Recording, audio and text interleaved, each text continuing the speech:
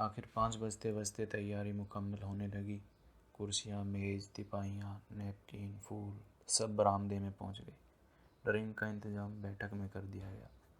अब घर का फालतू सामान अलमारियों के पीछे और पलंगों के नीचे छुपाया जाने लगा। तभी सामनाथ के सामने सहसा एक अड़चन खड़ी हो गई। माँ का क्या हो, इस बात की ओर उनका और ना उनकी कसल गृहिणी का ध्यान गया था। मिस्टर सामनाथ श्रीमती की ओर घूमकर अंग्रेजी में माँ का क्या होगा, इस बात की ओर ना उनका श्रीमती का, और थोड़ी देर तक सोचने के बाद बोली, इन्हें पिछवाड़े इनकी सहेली के घर भेज दो, रात भर बेशक वहीं रहें, अब कल आ जाएं। सामनाथ सिगरेट मुंह में रखे सिकुड़ी आंखों से श्रीमती के चेहरे को, साथ ही तो बरामदा है जहाँ लोग खाना खाएंगे, तो इन्हें कह देंगे कि अंदर से दरवाज़ा बंद कर लें, मैं बाहर से ताला लगा दूंगा, या माँ को कह देता हूँ कि अंदर जाकर सोए नहीं बैठी रहें, और क्या। और जो सो गई तो डिनर का क्या मालूम कब तक चले, 11-12 बजे तक तुम लोग ड्रिंक ही करते रहते हो। सामनाथ कुछ खींच उठे, हाथ झटकते हुए बोले, अच्छी भली ये भाई के पास जा रही थी, तुमने यूं ही खुद अच्छा बनने के लिए बीच में टांग अड़ा दी।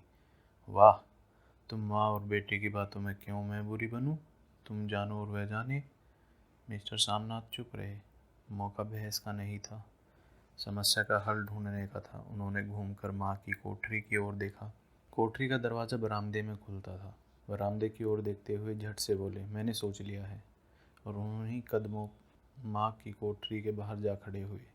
माँ दीवार के साथ एक चौकी पर बैठी थी, दुपट्टे में मुंह लपेटे माला जप रही थी। सुबह तैयारी होते हुए माँ का भी दिल धड़क रहा था। बेटे के दफ्तर का बड़ा साहब घर आ रहा है, सारा काम सुबह से चल रहा है। माँ, आज तुम खाना जल्दी खा लेना, मेहमान लोग 7:30 बजे आ जाएंगे। माँ ने धीरे से मुंह का दुपट्टा हटाया और बेटे को देखते हुए कहा, आज मुझे खाना नहीं खाना है बेटा, तुम जानते हो मांस मछली बने तो मैं कुछ नहीं खाती। जैसा भी हो अपने काम से जल्दी निपट लेना। अच्छा बेटा। और माँ, हम लोग पहले बैठक में बैठेंगे, उतनी देर तुम यहाँ बरामदे में बैठना, फिर जब हम यहाँ आ जाएं तो तुम गुसल खाने के रास्ते बैठक में चली जाना। माँ आवक बेटे का चेहरा देखती रही और फिर बोली, अच्छा बेटा। और माँ, आज जल्दी सो नहीं जाना, तुम्हारे खर्राटों की आवाज़ दूर तक जाती है। माँ लज्जित सी आवाज़ में बोली, क्या करूँ बेटा, मेरे बस की बात नहीं है, जब से बीमारी से उठी हूँ नाक सांस नहीं ले सकती। मिस्टर सामनाथ ने इंतज़ाम तो कर दिया, फिर भी उनकी उधेड़-बुन ख़त्म नहीं हुई। जो चीफ अचानक उधर से आ निकले तो 8-10 मेहमान होंगे, देसी अफसर और उनकी स्त्रियां होंगी, कोई भी गुसल खाने की तरफ जा सकता है। क्षोभ और क्रोध में वे सिर झुंझला कर लगे। एक कुर्सी को उठाकर बरामदे में कोठरी के बाहर रखते हुए बोले, आओ माँ, इस पर जा जरा बैठे तो। माँ माला संभालती पल्ला ठीक करती हुई उठी और धीरे से कुर्सी पर आ बैठी। यूँ नहीं माँ, टांगे ऊपर चढ़ाकर नहीं बैठते, यह खाट नहीं है। माँ ने टांगे नीचे उतार ली। और खुदा के वास्ते नंगे पाँव नहीं घूमना, ना ही वह खड़ाऊ पहनकर सामने आना। किसी दिन तुम्हारी वह खड़ाऊ उठाकर मैं बाहर फेंक दूंगा। माँ चुप रही। कपड़े कौन से पहनोगी माँ? जो है वही पहनूंगी बेटा, जो कहो पहन लूँ। मिस्टर सामनाथ सिगरेट मुंह में रखे फिर अधखुली आंखों से माँ की ओर देखने लगे और माँ के कपड़ों की सोचने लगे। सामनाथ हर बात में तरतीब चाहते थे। घर का सब संचालन उनके अपने हाथों में था। खूंटियाँ कमरों में कहाँ लगाई जाएं, बिस्तर कहाँ बिछें, पर्दे किस रंग के लगाए जाएं, श्रीमती कौन सी साड़ी पहने, मेज किस साइज की हो। सामनाथ को चिंता थी कि अगर चीफ का साक्षात माँ से हो गया तो कहीं लज्जित ना होना पड़े। माँ को सिर से पाँव तक देखते हुए बोले, तुम सफ़ेद कमीज और सफ़ेद सलवार पहन लो माँ, पहन के आओ तो ज़रा देखूं। माँ धीरे से उठी और अपनी कोठरी में कपड़े पहनने चली गई। यह माँ का झमेला तो रहेगा। उन्होंने फिर अंग्रेजी में अपनी स्त्री से कहा, कोई ढंग की बात हो तो भी कही जाए, अगर कहीं उल्टी सीधी बात हो गई, चीफ को बुरा लगा तो सारा मज़ा जाता रहेगा। माँ सफ़ेद कमीज और सलवार पहनकर बाहर निकली। छोटा सा कद, सफ़ेद कपड़ों में लिपटा छोटा सा सूखा हुआ शरीर, धुंधली आंखें, केवल सिर के आधे झड़े हुए बाल पल्ले की ओट में छिप पाए थे। पहले से कुछ ही कम कुरूप नजर आ रही थी। चलो ठीक है, कोई चूड़ियाँ वूड़ियाँ हो तो वह भी पहन लो, कोई हर्ज नहीं है। चूड़ियाँ कहाँ से लाऊं बेटा? तुम तो जानते हो सब जेवर तुम्हारी पढ़ाई में बिक गए। यह वाक्य सामनाथ को तीर की तरह लगा। तिनक कर बोले, ये कौन सा राग छोड़ दिया? माँ, सीधा कह दो ना, नहीं है जेवर बस। इसमें पढ़ाई वढ़ाई का क्या ताल्लुक है? जो जेवर बिका तो कुछ बनकर ही आया हूँ। नीरा लंडूरा तो नहीं लौट आया। जितना दिया था उससे दुगना ले लेना। मेरी जीभ जल जाए बेटा, तुमसे जेवर लूँगी। मेरा मुँह से ये यूँ ही निकल गया। जो होते तो लाख बार पहनती। 5:30 बज चुके थे। अभी मिस्टर सामनाथ को भी खुद तैयार होकर नहाना था। श्रीमती कब की अपने कमरे में जा चुकी थी। सामनाथ जाते हुए माँ को फिर एक बार हिदायत करते गए, माँ, रोज की तरह गुमसुम बनकर नहीं बैठे रहना। अगर साहब इधर आ निकले और कोई बात पूछे तो ठीक से जवाब देना। मैं ना पढ़ी ना लिखी बेटा, मैं क्या बात करूँगी? तुम कह देना माँ अनपढ़ है, कुछ जानती समझती नहीं। वह नहीं पूछेगा। 7 बजते बजते माँ का दिल धक धक करने लगा। अगर चीफ सामने आ गया और उसने कुछ पूछा तो वह क्या जवाब देगी? अंग्रेज को तो दूर से ही देखकर वह घबरा उठती है। यह तो अमेरिकी है, ना मालूम क्या पूछे। मैं क्या कहूँगी? माँ का जी चाहा तो चुपचाप पिछवाड़े विधवा सहेली के घर चली जाए, मगर बेटे के हुक्म को कैसे टाल सकती थी। चुपचाप कुर्सी पर टांग लटकाए वहीं बैठी रही। एक कामयाब पार्टी वह है जिसमें ड्रिंक कामयाबी से चल जाए। सामनाथ की पार्टी सफलता के शिखर चूमने लगी। वार्तालाप उसी रो में बह रहा था जिस रो में गिलास भरे जा रहे थे। कहीं कोई रुकावट न थी, न अड़चन थी। साहब को विस्की पसंद आई थी। मेम साहब को पर्दे पसंद आए थे। सोफ़ा कवर डिज़ाइन पसंद आया था। कमरे की सजावट पसंद आई थी। इससे बढ़कर क्या चाहिए? साहब तो ड्रिंक के दूसरे दौर में ही चुटकुले और कहानियाँ कहने लग गए। दफ्तर में जितना रौब दिखते थे, यहाँ पर उतने ही दोस्त परवर हो रहे थे। और उनकी स्त्री काला गाउन पहने, गले में सफ़ेद मोतियों का हार, सेट और पाउडर की महक से ओत-प्रोत कमरे में बैठी सभी देसी स्त्रियों की आराधना का केंद्र बनी थी।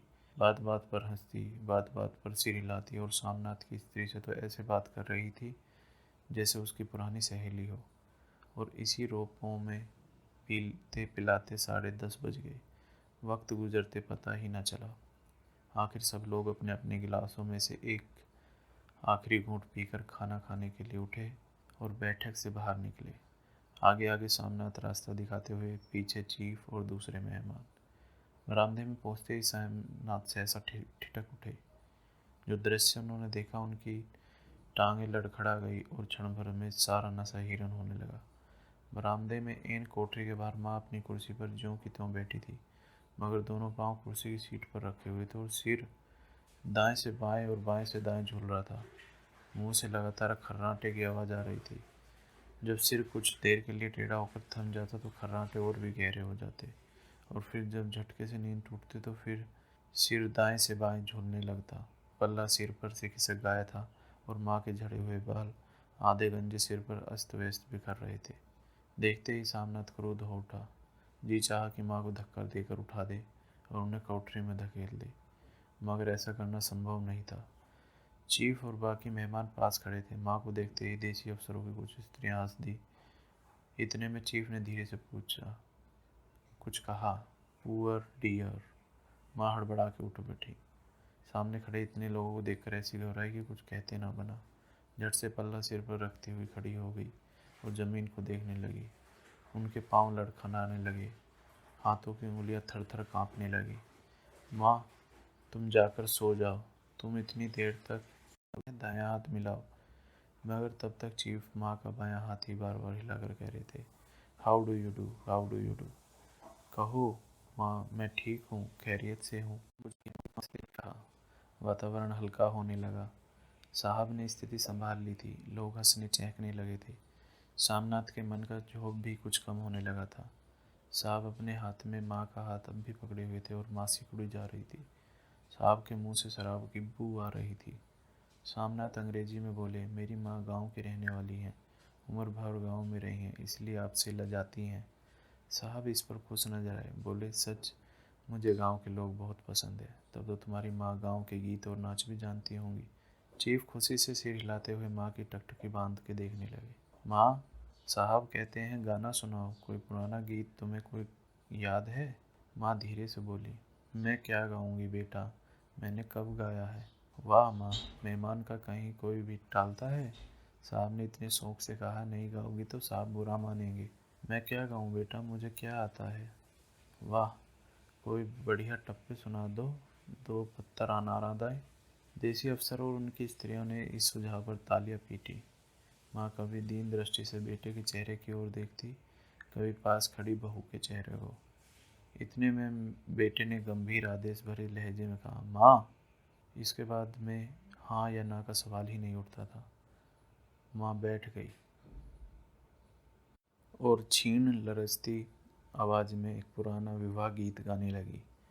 हरियाणी माए, हरियाणी बहने, हरियाते भागी भरिया है। देसी स्त्रियां खिलखिलाकर हंस पड़ी।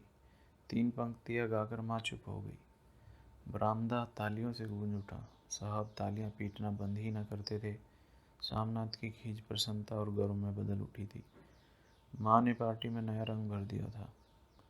तालियां थमने पर साहब बोले, पंजाब के गांव की दस्तकारी क्या है। सामनाथ खुशी में झूम रहे थे। बोले, ओ बहुत कुछ साहब, मैं आपको एक सेट उन चीज़ों की भेंट करूंगा, आप उन्हें देखकर खुश हो जाएंगे। मगर साहब ने सिर हिलाकर अंग्रेजी में फिर पूछा, नहीं, मैं दुकानों की चीज़ नहीं मांगता। पंजाबियों के घरों में क्या बनता है, औरतें खुद क्या बनाती हैं। सामनाथ कुछ सोचते हुए बोले, लड़कियां गुड़ियाँ बनाती हैं, औरतें फुलकारियाँ बनाती हैं। फुलकारी क्या।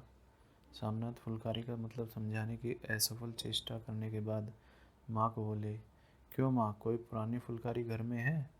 माँ चुपचाप अंदर गई और अपनी फुलकारी उठा लाई। साहब बड़ी रुचि से फुलकारी देखने लगे।